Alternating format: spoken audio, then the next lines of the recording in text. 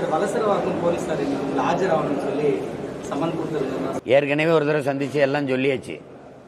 அவங்களுக்கு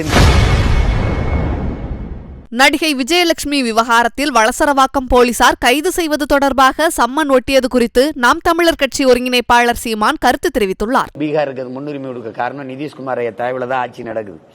ஆந்திராவுக்கு கொடுக்கும்னா அது ஐயா சந்திரபாபு நாயுடு தயவு தேவைப்படுது. இப்போ நம்ம அங்கே உங்களுக்கு ஒன்றும் இல்லை, அதனால அது வெறுப்பை காட்டுது. அதை நம்ம தமிழ் மக்கள் மனதில் வச்சுக்கிட்டு வஞ்சித்து தேர்தல் களத்தில் வீழ்த்தணும். நீ தானே எனக்கு உரிய நீதியை தர மறுத்த அப்படின்ட்டு நம்ம மக்களுக்கு அந்த விழிப்புணர்வோ அந்த ஏதோ இல்லை. அது ஒரு சிக்கல். இவங்க இவ்வளோ பெரிய அதிகாரம், ஒரு மாநில அதிகாரம், 40 நாடாளுமன்ற உறுப்பினர் வச்சுருக்காங்க, இங்கே 39 வச்சுருக்கிறாங்க. புதுச்சேரியில் இவங்க உறுப்பினர் தான். அப்படி இருக்கும்போது இவங்க சண்டையிட்டு வாங்காமல் இங்கே வந்து எங்களுக்கு நீதி தரலைன்னு புலம்பிக்கிட்டு இருக்கிறதுக்கு ஒரு அதிகாரம் இருக்கு சொல்லுங்கள். அது என்ன முடிவெடுத்தாலும் மக்கள் அவர் கூட நிற்க போகிறாங்க.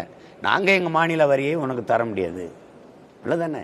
வெள்ளைக்காரங்காலத்தில் தான் வரி கூடாத இயக்கம் நடத்த முடியுமா என்ன? நீ எனக்கு உரிய நிதி, நாங்கள் இதுக்காக போராடி சுதந்திரம் பெற்றோம், நாங்கள் தூக்கில் தொங்கினோம், சிறைப்பட்டோம், செக்கிழுத்தோம், மிதிப்பட்டு எங்கள் முன்னோர்கள் இவ்வளவு ரத்தம் சிந்தி போராடியது உனக்கிட்ட அடிமையாக இருக்குதானே. அதை சண்டை போடணும் இவங்க போட மாட்டாங்க. அதைத்தான் அவர் தம்பி சொல்றார், சிறுபிள்ளைய சண்டை மாதிரி இருக்குதுன்னு சொல்றார்.